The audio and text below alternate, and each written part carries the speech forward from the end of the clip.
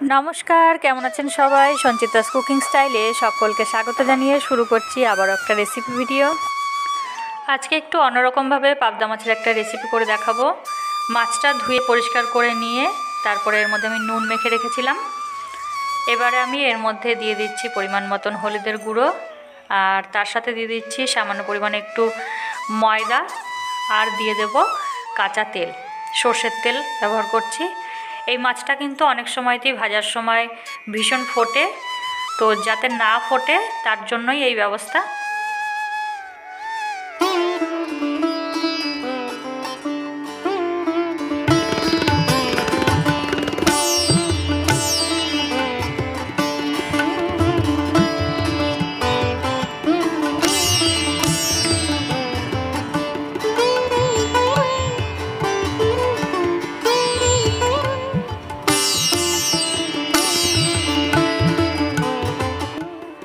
এদিকে আমি কড়াইতে সর্ষের তেলটা খুব ভালোভাবে গরম করে নিয়েছি, তারপরে কড়াইয়ের চারদিকে একটু তেলটা লাগিয়েও নিয়েছি। এবারে এক এক করে আমি পাবদা মাছগুলো দিয়ে দিয়েছি তেলের মধ্যে। একটা পিঠ ভালো করে ভাজা হলে তারপর আমি উল্টে দিয়েছি। এই দেখুন প্রথম ব্যাচের মাছটা ভাজা হয়ে গেছে, এবারে আমি বাকি মাছগুলোও একই রকমভাবে ভেজে তুলব। মাছগুলো ভাজা হয়ে গেছে, এবারে আমি একটা মশলা বানিয়ে নেব। এখানে নিয়ে নিয়েছি সর্ষে, সাদা সর্ষে নিয়েছি আর একই সাথে নিয়ে নিয়েছি সাদা তিল।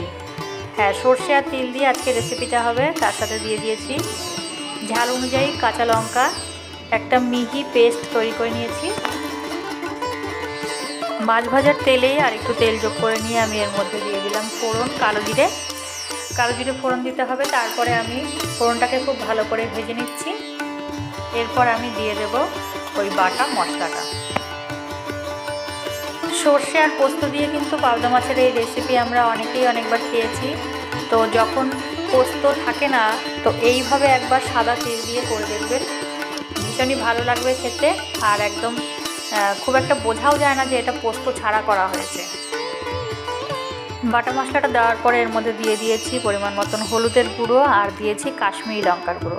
একটু কাশ্মীরি লঙ্কার গুঁড়ো অবশ্যই ব্যবহার করবেন, তাতে রঙটা ভীষণই সুন্দর আসে। এবারে দিয়ে দিয়েছি একটু নুন। মশলা থেকে তেল ছাড়া পর্যন্ত একটু ভালোভাবে সময় নিয়ে লো ফ্লেমে কষিয়ে নিয়েছি। তারপর আমি দিয়ে দিয়েছি এর মধ্যে পরিমাণ মতো জল আর কয়েকটা কাঁচা লঙ্কা, পরিমাণ মতো নুনটাও দিয়ে দিয়েছি। এবার এটাকে ঢাকা চাপা দিয়ে একটু ফুটিয়ে নিচ্ছি। এই দেখুন গ্রেভিটা কিন্তু মোটামুটি প্রায় রেডি হয়ে এসছে।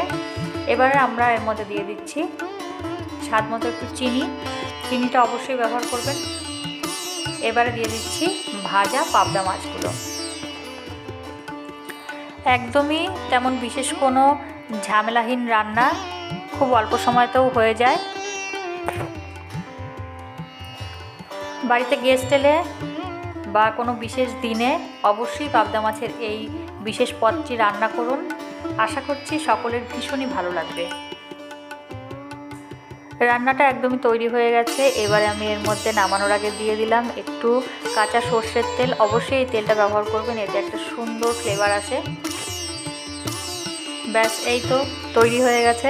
একটু স্ট্যান্ডিং টাইম দিলেই একদম রেডি।